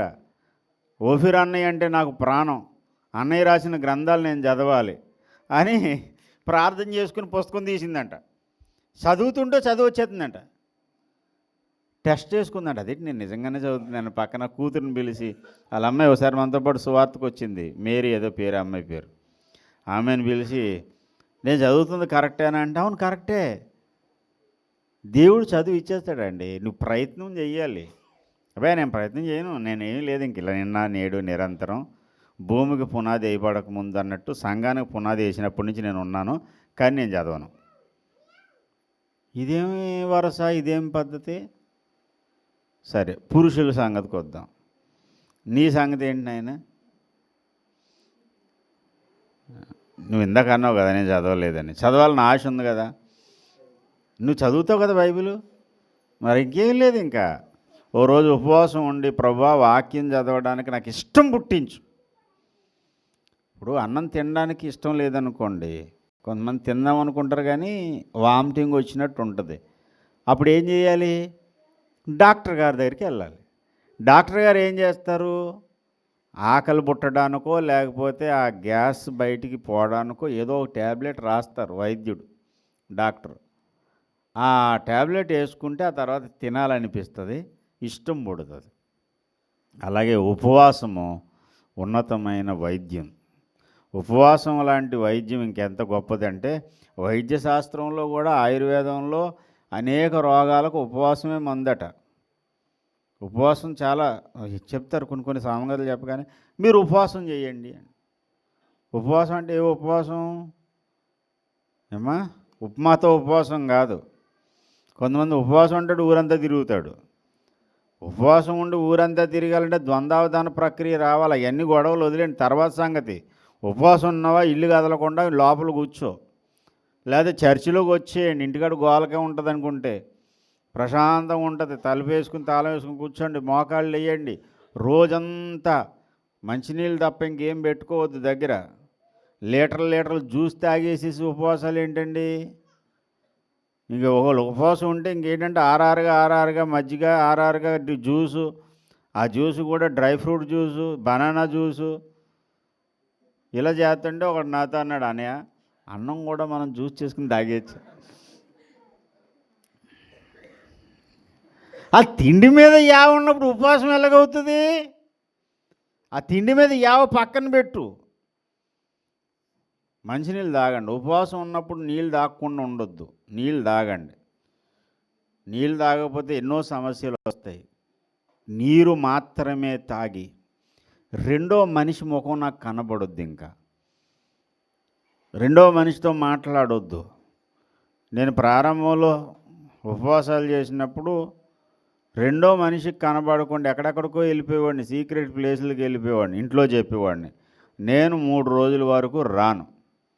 నేను ఎక్కడికి వెళ్ళానని మీరేం వెతకొద్దు, మీరు కంగారు పడకండి, ప్రశాంతంగా ఉండండి, నేను ప్రార్థన చేసుకోవడానికి వెళ్తున్నాను. ఎక్కడికి వెళ్తానో వెళ్ళిపోయేవాడిని. పొద్దున్నే బైబిలు, కొంతమంది భక్తుల జీవిత పుస్తకాలు పట్టుకుని తోటలోకి వెళ్ళిపోయేవాడిని, సపోటా తోటలోకి. లోపలికి బాగా డీప్ తోట లోపలికి వెళ్ళిపోతే ఒక 5-6 కిలోమీటర్లు నడిచి వెళ్ళిపోయేవాడిని. చాలా దూరం నడిచి వెళ్ళిపోయేవాడిని. మనుష్య సంచారం ఉండదు, ఎవ్వరూ నా దగ్గర ఉండవు, పెన్నో కాగితం, ప్రార్థన. రోజంతా చీకటి పడేసి వేళ వరకు అడవిలోనే ఉండేవాడిని ఆ లోపల. ఆ తర్వాత బయటకు వచ్చేవాడిని. ఇలాగ అలవాటు చేసుకోవాలి. వాక్యం చదవడానికి రోజంతా వాక్యం చదవాలి, ఎక్కువ సమయం వాక్యం, ఎక్కువ సమయం ప్రార్థన. దీనివల్లే నీవు దేవుని కొరకు జీవించగలుగుతావు. యేసయ్య మనసు, వ్యక్తిత్వం నీకు వస్తుంది. సంకలో బైబిల్ పెట్టుకుని తిరిగితే కాదు. నా సంకలో బైబిల్ ఉంది, గోల్డ్ బైబిల్ ఉంది. Gold Bible, old Bible. ముందు బైబిల్ అయితే ఉండాలి, వద్దని నేను అన్ను. అది సంకలో కాదు, ఎక్కడ ఉండాలి? లోపల ఉండాలి. గుండెల్లోకి వాక్యం వెళ్ళడానికి ఏం చేయాలంటే ప్రయత్నం చేయాలి. ప్రతిరోజు దేవుని వాక్యాన్ని క్రమంగా చదవాలి. ఎవరెవరైతే మరి నాకు అవకాశం కుదరలేదు, మీరు రండి, మీ మొబైల్ ఫోన్ తీసుకురండి. ఒకవేళ మీకు తెలియకపోతే ఆడియో బైబిల్ వేసిస్తాను, మీకు ఆడియో బైబిల్ ఇన్స్టాల్ చేసేస్తాను. చక్కగా ఆడియో బైబిల్ పెట్టుకోండి, వివరంగా చక్కని మ్యూజిక్ వస్తుంది పక్క నుంచి. అలాగ వాక్యం వింటూ ఇది చూస్తూ ఉండాలి. 2 పనులు చేయాలి. అప్పుడు ఏమవుతుందంటే రాను దీని పని ఉండదు, ఇంకా నువ్వే చదివేస్తావు బైబిల్. ఒత్తులు నేర్చుకోవాలి, అది నేర్చుకోవాలి, ఇది నేర్చుకోవాలి, ఇవన్నీ చదువు పక్కన కన్నీరు కాచి ప్రార్థన చేయండి, బైబిల్ చదవడం మొదలు పెట్టండి, అద్భుతంగా చదవగలుగుతారు. నేను చాలాసార్లు చెప్తాను, మక్బుల్ గారు, షేక్ మక్బుల్ గారు నాకు చాలా ఇష్టం. ఆ అన్నయ్య, ఆ అయ్యగారు అస్సలు చదువుకోలేదు, కానీ ఎంత చక్కగా మాట్లాడతాడు తెలుగు. ఎన్ని డిబేట్లు చేస్తారు ఆయన. ఆయన చెప్పారు, ఆయన సాక్ష్యం, కన్నీరు గార్చి ప్రార్థన చేశాడండి, ప్రభువా నేను బైబిల్ చదవాలనుకుంటున్నానని. నిటారుగా మోకరించి ఏడుస్తూ ప్రార్థన చేసి ఆ తర్వాత బైబిల్ తీసి చదవడం మొదలు పెడితే ఎలా చదవడం వచ్చేసిందో తెలియదు, బైబిల్ చదవడం వచ్చేసింది. ప్రయత్నం చేయాలి సార్. ఈరోజు ఒక్కసారి కూడా బైబిల్ నేను చదవలేదు అనే టీంలో నేను ఉన్నాను. ఇంకా 8 నెలల టైం ఉంది. డిసెంబర్ 31 నైట్కి వచ్చేసరికి నేను 2026లో బైబిల్ కంప్లీట్ చేసేసాను. ఒక్క చెయ్యి కూడా లెక్కకూడదు. ఒకసారి కూడా చదవలేదు అనేటువంటి బ్యాచ్లు ఒక చెయ్యి కూడా ఉండొద్దు. ఆ కసితో చదవండి. ఈ 8 నెలల్లో మీరు బైబిల్ కంప్లీట్ చేసేస్తారు. దేవునికి స్తోత్రం. 8 నెలలు 10 నెలలు ఉంది. ఇంకా ఈ 10 నెలలు బైబిల్ కంప్లీట్ అయిపోద్ది. 2 నెలలు పూర్తి అయిపోయింది. ఇప్పుడు 3వ నెల స్టార్ట్ అవుతుంది. మొదలు పెట్టండి. రోజుకు 1 గంట 2 గంటల సేపు బైబిల్తో ఉండండి. ఎంత ఈజీగా మీరు బైబిల్ కంప్లీట్ చేయగలుగుతారంటే వాక్యాన్ని సంపూర్ణంగా నేర్చుకోగలుగుతారు, ధ్యానం చేయగలుగుతారు. నేను నా తండ్రి మూలముగా జీవించినట్టే నన్ను తినువాడు నా మూలముగా తినువాడు. అంటే వాక్యము నీకు తిండిలాగా మారిపోవాలి. రోజుకి ఎన్ని పూటలు తింటారండి? ఎన్ని పూటలు తింటారు? మన స్టైల్ ఏంటంటే పూటలని కాదు, మిల్లు ఆడుతూనే ఉంటుంది. మిల్లు ఆపకూడదు. మిషన్ ఆపితే మళ్ళీ లేనిపోయిన ఇబ్బంది అన్నట్టు. ఉదయం టిఫిన్ చేసిన తర్వాత మధ్యాహ్నం భోజనానికి మధ్యలో మళ్ళీ మిషన్లో పడేస్తూ ఉండాలి. ఈ మిషన్ ఆడుతూ ఉంటుంది. మధ్యాహ్నం భోజనం చేసిన తర్వాత సాయంకాలం మళ్ళీ భోజనం చేసే లోపల మళ్ళీ మిషన్ ఆడాలి మధ్యలో. ఏంటి మరమిల్లు. రాత్రి భోజనం చేసిన తర్వాత పడుకునే సమయం రాత్రి 11 అయ్యాక కూడా మళ్ళీ మిల్లు ఆడాలి. అలా ఆర్ఆర్గా ఏదో లోపల పడేస్తూ ఉండాలి. లేకపోతే కుదరదు. మరి అదే ఆర్ఆర్గా బైబిల్ చదవాలని ఎందుకు అనిపించదు?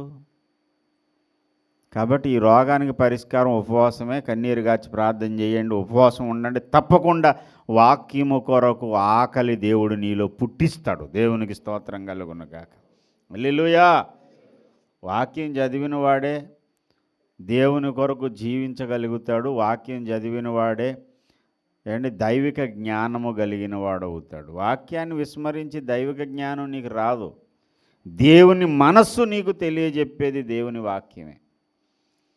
నిజంగా దేవుని వాక్యంతో స్నేహం చేసి చూడండి, ఫ్రెండ్షిప్ చేయండి, ఇష్టపడండి. అసలు ఏముందో నీకు అర్థమవుతుంది. నేను చెప్పాను కదా, ఆర్ఆర్కే మూర్తి గారు విమర్శిందామని బైబిల్ చదివాడంట. ఏంటి మతం అని విమర్శిందామని బైబిల్ తప్పులే పట్టుకుందామని బైబిల్ చదివితే ఆయన అంటాడు బైబిలే నా తప్పులన్నీ బయటెట్టింది అన్నాడు ఆయన. అందుకే ఆయన బైబిల్ని కంప్లీట్గా బోధించిన బోధకుడు అయ్యాడు. రేడియోలో పూర్తి బైబిల్, టీవీలో పూర్తి బైబిల్, ప్రతి వచనం చదివి ఇదిగో ఇది ఇలాగని వివరించేశాడు ఆయన. ఆర్ఆర్కే మూర్తయ్య గారు నిండు వృద్ధాప్యం 90 ఏళ్ల వయసు వరకు ఆయన 84-85 సంవత్సరాలు నిండు వృద్ధాప్యం వరకు జీవించాడు. ఆయన దీర్ఘాయువును కలగజేసేది దేవుని వాక్కు. దేవునికి స్తోత్రం. ఇష్టపడండి అమ్మా, వాక్యం మీద మనసు పెట్టుకోండి, వాక్యాన్ని విస్మరించకండి, వాక్యాన్ని పెడచెవిని పెట్టకండి. భయభక్తులతో దేవుని వాక్యం చదవండి. మోకరించి ప్రభువా నీ జీవవాక్యము నా మార్గమును సరిచేసేది కనుక నీ వాక్యం చదువుతున్నాను, నాకు జ్ఞాపక శక్తి జ్ఞానం దయచేయండి అని కన్నీరు గార్చండి, ప్రార్థన చేయండి, బైబిల్ చదవండి. కూడబలుక్కుని కుటుంబారాధనలో మాకు సుగంధ తెలుగు బైబిల్ చదువుతుంటే మాకు మెంటలెక్కిపోయేది. ఎందుకనంటే భూ వాక్యమిస్తేవు ప్రభువు నా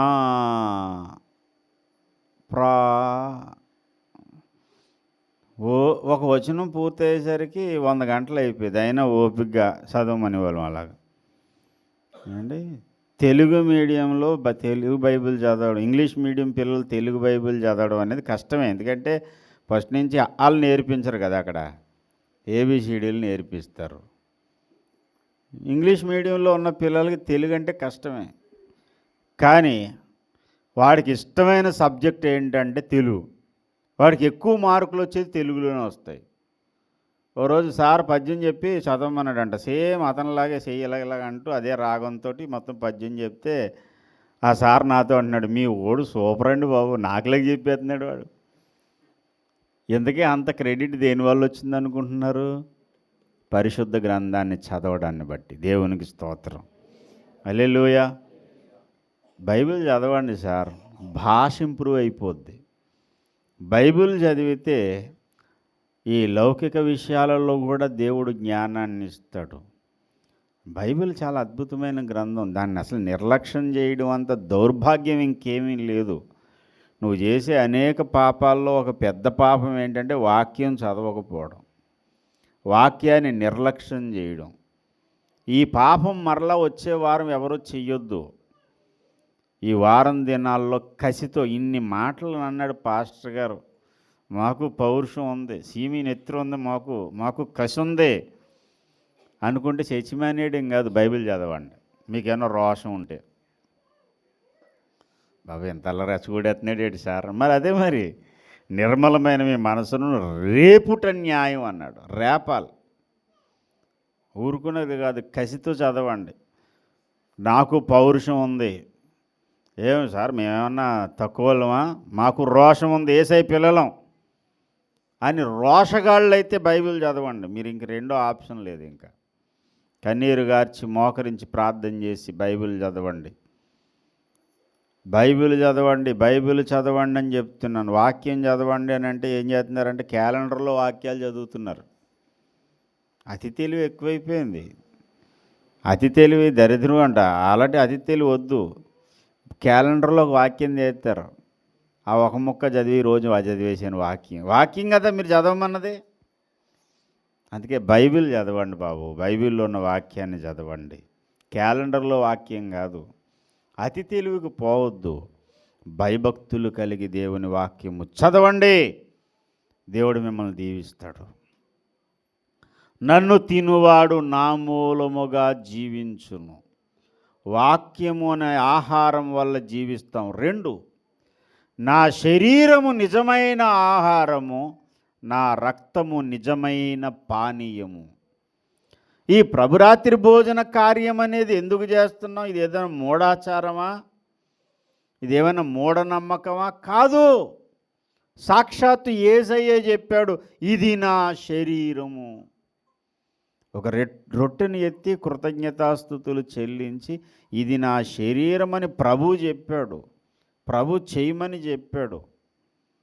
ఎందుకు చేస్తున్నాం ఈ ప్రభురాత్రి భోజన కార్యం అంటే ఆయన మూలముగా బ్రతకడానికి. పాపంతో నిండిపోయిన ఈ భూమి మీద పరిశుద్ధంగా జీవించడానికి, క్రోధము అసూయలతో నిండిపోయిన ఈ లోకంలో ప్రేమ, దయ, వాత్సల్యత లాంటి దైవిక లక్షణాలతో బ్రతకడానికి, ఆ దేవుడే మనలోనికి వచ్చి జీవించడానికి ఒక వేదిక, ఒక మార్గము ప్రభురాత్రి భోజన కార్యం. ప్రభురాత్రి భోజన కార్యాన్ని నిర్లక్ష్యం చెయ్యొద్దు. కొన్ని సంఘాల వాళ్లకు ప్రభురాత్రి భోజనం అంటే నిర్లక్ష్యం. దాన్ని మాత్రం నువ్వు అసలు నిర్లక్ష్యం చెయ్యొద్దు. నిన్న రాత్రి వచ్చేటప్పుడు మొబైల్ ఫోన్లో ఒక స్టోరీ ఇంగ్లీష్లో పెట్టాడు. ఆ స్టోరీ నేను చదివాను. అదేంటయ్యా అంటే ఆ స్టోరీ ఒక సహోదరి మంచి బలంగా హుషారుగా ఉండేదంట. ఎంత హుషారంటే పరుగుని వెళ్ళి ఆ చెట్టు ఎక్కమంటే ఎక్కేసేది అనమాట. ఒక 16 సంవత్సరాలు వయసులో చెట్లు ఎక్కడం అన్నా చాలా సులువుగా ఎక్కేంత చలాకీగా ఉండేది. ఆమె చెట్టుపై నుంచి పడిపోయి ఆమెకు ఒక విచిత్రమైనటువంటి మార్పు ఆమె శరీరంలో చోటు చేసుకుంది. ఆ పరిస్థితుల్లో అమ్మాయి ఇంక మంచానికే పరిమితం అయిపోయింది. 60 సంవత్సరాల వయసు వచ్చేంత వరకు మంచానికే పరిమితం అయిపోయింది. ఆ మంచం మీద ఆమె పడుకోవడం వల్ల ఆమెకు ఒక విచిత్రమైన తెగులు వచ్చింది. అదేంటనంటే తిండి తినడానికి కానీ, త్రాగడానికి కానీ, నిద్రపోవడానికి కానీ, ఈ మూడిటికి ఆమెకి ఇష్టమయ్యేది కాదు. ఏది తిన్నా వామిటింగ్ అయిపోయేది. కనీసం నీళ్ళు తాగుతుంటే నీళ్లు కూడా బయటకు వచ్చేసాయి. పోలే నిద్రపోదామంటే నిద్ర కూడా లేదు.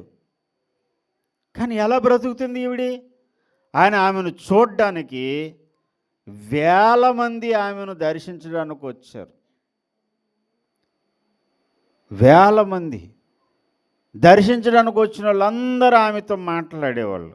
అమ్మ, నువ్వు ఎలా బ్రతుకుతున్నావు అసలు? ఆమె పరిస్థితి ఏంటంటే ఆ మంచం, ఆ పరుపు మొత్తం పాడైపోయి అలా పడుకుండా వాళ్ళ వీపంతా పుండు పట్టేసి శరీరం అంతా తోలు ఊడిపోయి దుర్వాసన. కానీ చూడ్డానికి వచ్చేవారు. అసలు నీళ్ళు తాగదు, అన్నం తిందో, నిద్రపోదు, అసలు ఎలా బ్రతుకుతుంది ఈమెకున్న ప్రశాంతత ఏంటి అని ఆమెను దర్శించడానికి వచ్చేవారట. వచ్చిన వాళ్ళందరికీ ఆమె బోధ చేసేది, ప్రార్థన మానకండి, ప్రభురాత్రి భోజనంలో పాలు పంపులు పొందుట్లో మీరు రెగ్యులర్గా ఉండండి. ఈమె బాధ చూడలేక కొంతమంది ఆమె దగ్గరికి వచ్చి ఆరాధన చేసి అక్కడే ప్రభు శరీరం ఇచ్చి వెళ్ళేవారంట. మంచం పట్టిన స్థితిలో కూడా, లేవలేని స్థితిలో కూడా, జీవితం అంతా ఏమాత్రం సుఖ సంతోషాలు లేని స్థితిలో కూడా ఆ సహోదరి ప్రభురాత్రి భోజనాన్ని నిర్లక్ష్యం చేయలేదు. ఆదివారం నాడు పని దొరికిందనో, ఆదివారం నాడు ఎవరో ఫంక్షన్కి వెళ్ళాలనో. నాకు చాలా ఆశ్చర్యం అనిపించింది. ఆదివారం నాడు పలానా అమ్మాయిది ఫంక్షన్ అండి అంటే ఈవిడ వెళ్ళకపోతే ఆవిడ సాప ఎక్కదు, ఇంకా లేదా సాప మీద దిగదు.